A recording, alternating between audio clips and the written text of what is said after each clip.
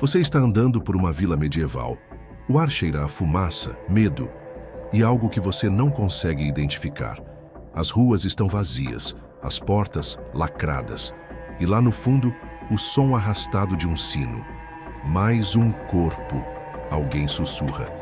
Ninguém ousa tocar, ninguém quer chegar perto. Pois ali não há apenas um cadáver.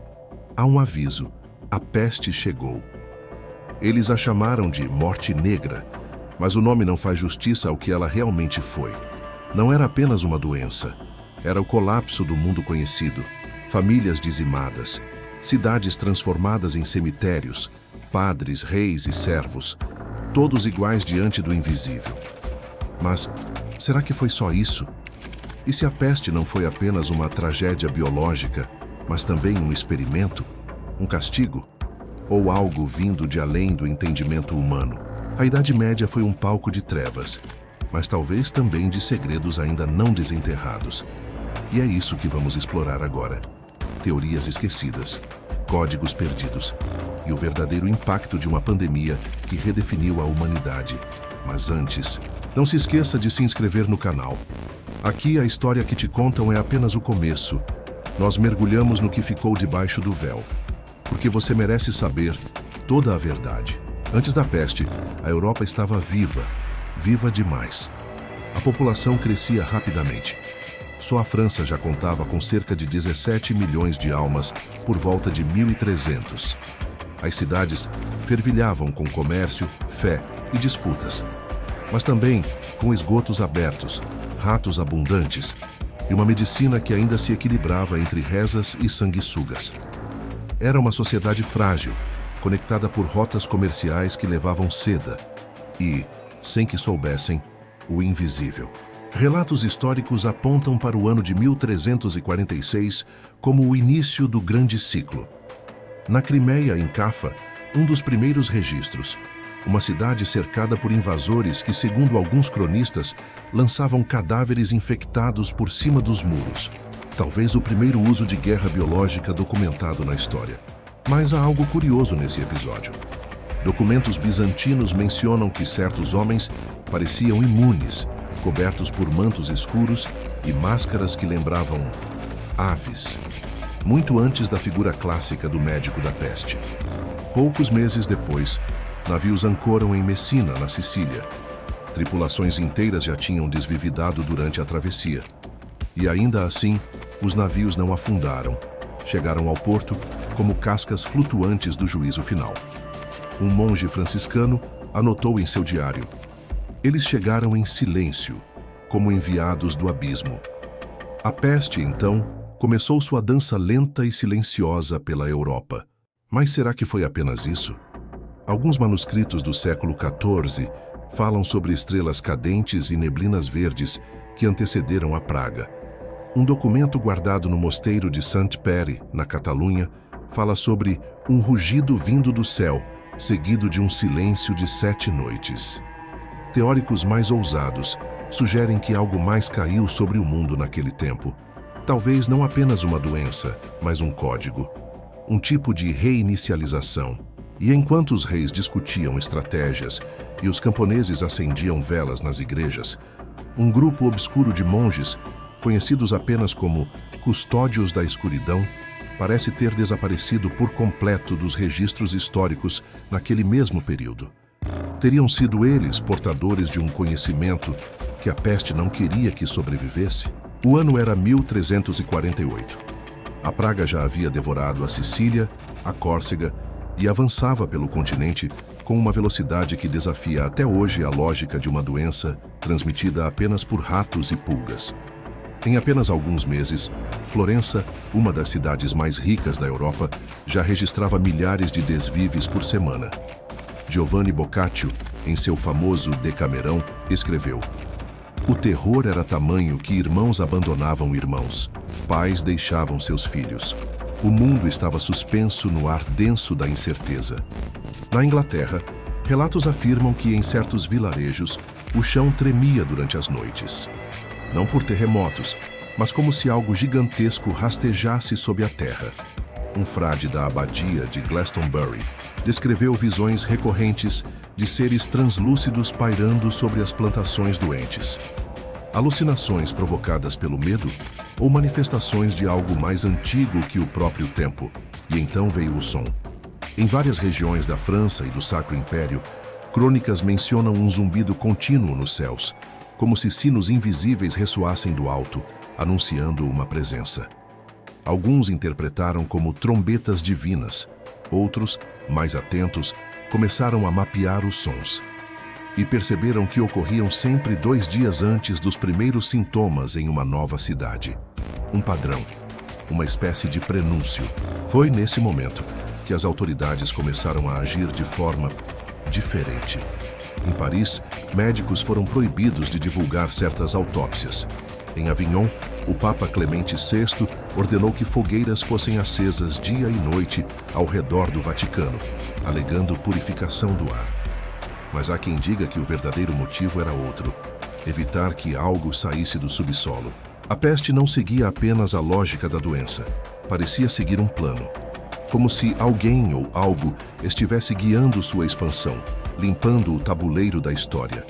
E nesse processo, saber demais era perigoso. Muitos estudiosos que se aproximaram demais da verdade desapareceram. Ou pior, foram silenciados por forças que nem mesmo a praga ousava enfrentar. As figuras vestidas de preto com máscaras de bico longo se tornaram ícones da Idade Média. Mas o que poucos sabem é que essas máscaras iam além de uma proteção simbólica. Oficialmente, os médicos da peste usavam ervas aromáticas no bico para purificar o ar. Contudo, documentos raros encontrados em monastérios destruídos relatam algo mais: substâncias que alteravam a percepção e induziam visões. Essas visões, segundo um manuscrito veneziano de 1350, permitiam que os chamados guardadores da névoa, como alguns eram chamados em latim oculto, se conectassem a fontes antigas de conhecimento adormecido. Em outras palavras, as máscaras não eram só proteção. Eram ferramentas ritualísticas para acessar dimensões invisíveis à maioria dos homens. Mas por que tamanha sofisticação em tempos de caos? A resposta pode estar em uma carta secreta enviada ao Papa pelo médico pessoal de Avignon. Ele menciona que as entidades observadoras só podiam ser vistas sob certas condições atmosféricas e que os médicos selecionados foram treinados para vigiar os portais. Há também o relato curioso de uma cidade na atual Alemanha, Erfurt, onde durante uma madrugada de verão, todos os médicos da peste sumiram por completo. Sem sinais de luta, sem rastros, apenas suas roupas alinhadas nos bancos da catedral, como se tivessem evaporado entre mundos.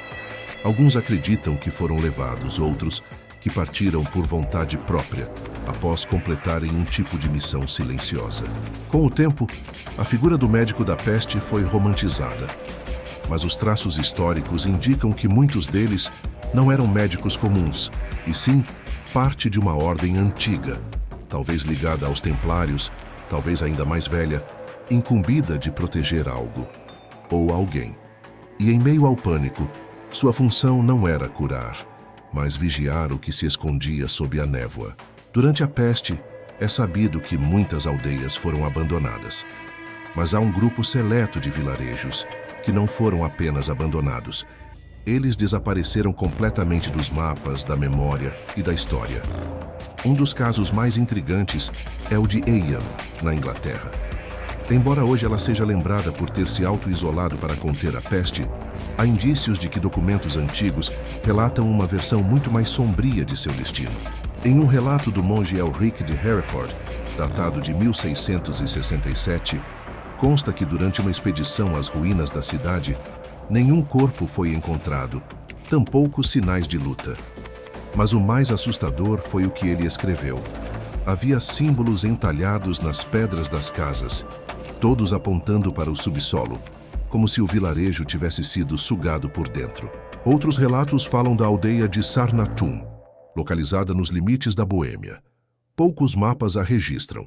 Os que a citam mencionam sua população de mais de 300 pessoas. No auge da peste, uma caravana foi enviada com suprimentos, Mas, ao chegar, a cidade estava em silêncio sepulcral e tudo intacto, exceto por uma fina camada de poeira negra cobrindo cada parede.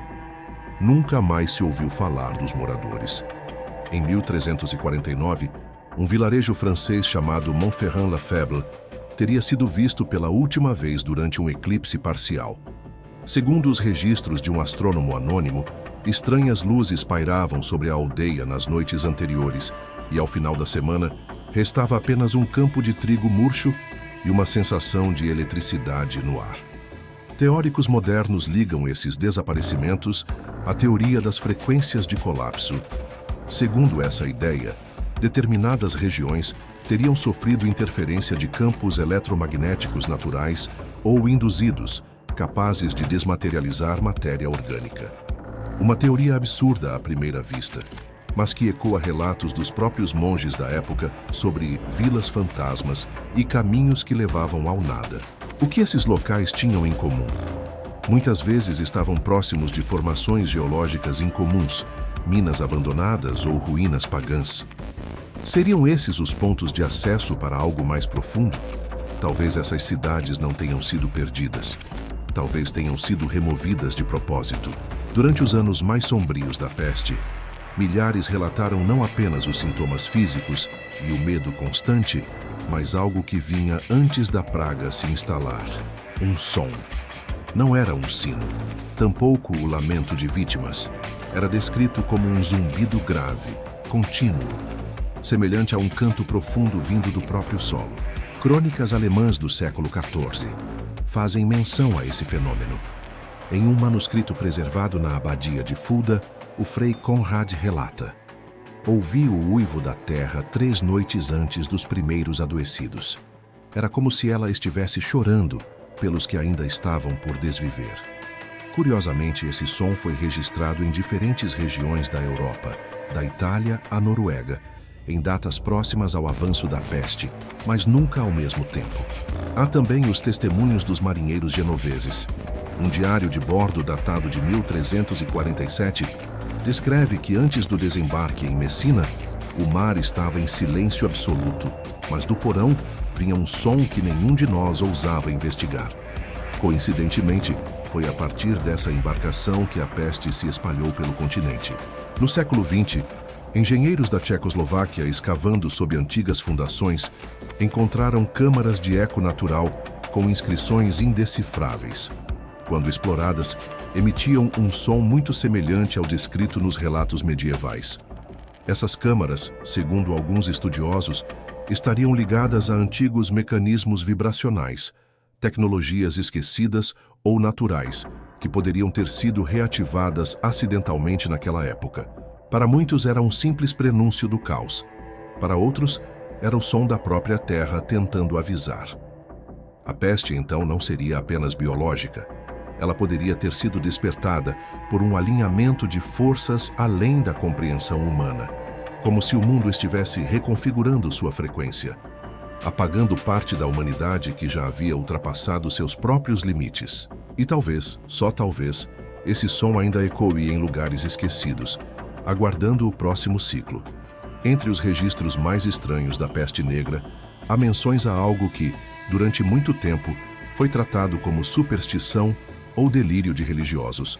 Marcas que surgiam espontaneamente na pele de certos infectados, parecendo símbolos, sigilos ou tatuagens primitivas, mesmo sem qualquer contato com tinta ou instrumentos. Relatórios de médicos italianos e monges beneditinos descrevem que algumas vítimas, nos dias que antecediam a febre, acordavam com formas geométricas ou inscrições que pareciam arcanas. Em certos casos, essas marcas brilhavam sob a luz da vela. Um monge em Avignon escreveu: vi com meus próprios olhos, sob a pele de um menino que jamais havia saído da vila, apareceu a espiral de 7 braços, como a usada pelos sábios do deserto. Na Península Ibérica, crônicas relatam que os marcados tinham visões intensas antes de desfalecer. Visões que, segundo relatos, envolviam templos afundados, espelhos quebrados e uma mulher vestida de negro, sempre à distância, apontando para o céu encoberto. Não era um sintoma comum. Apenas alguns eram afetados, os chamados portadores da marca. Séculos depois, estudiosos da simbologia antiga compararam os desenhos descritos nos pergaminhos com símbolos sumérios, gnósticos e até proto-nórdicos, todos ligados a rituais de purificação e julgamento. Isso fez surgir uma teoria inquietante, a de que a peste selecionava seus portadores e marcava alguns como mensageiros de uma verdade oculta ou como selos de algo que jamais deveria ser revelado. Alguns manuscritos foram selados pela Igreja e até hoje não estão acessíveis ao público, guardados em arquivos secretos de Roma. O motivo oficial: conteúdo herético e fantasioso. Mas entre estudiosos do oculto, a explicação é outra. Essas marcas seriam fragmentos de uma linguagem perdida, que revelaria o motivo real da praga e talvez até quem a criou. O que eram essas marcas? Por que surgiam apenas em alguns? E o mais inquietante: e se elas voltarem a aparecer algum dia? Conforme os séculos avançaram, o que antes era tratado como caos da natureza passou a ser analisado com outro olhar.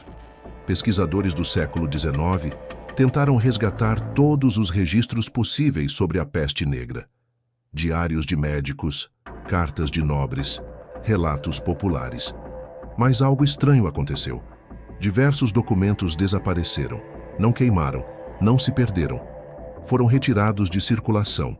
Sumiram dos arquivos de Florença, Toledo, Paris e principalmente de Roma.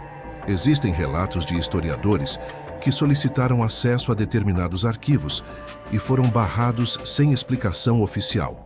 Outros contam que conseguiram ver por apenas alguns minutos certos documentos selados com símbolos que nem sequer eram do idioma latino. Pareciam mais antigos, mais primitivos.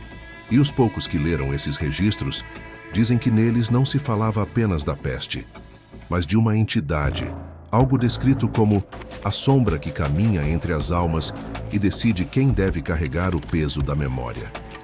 Em Londres, em 1921, um arqueólogo chamado Cedric Wallace anunciou que havia encontrado uma máscara funerária esculpida com símbolos da peste, datada de antes do surto de 1347.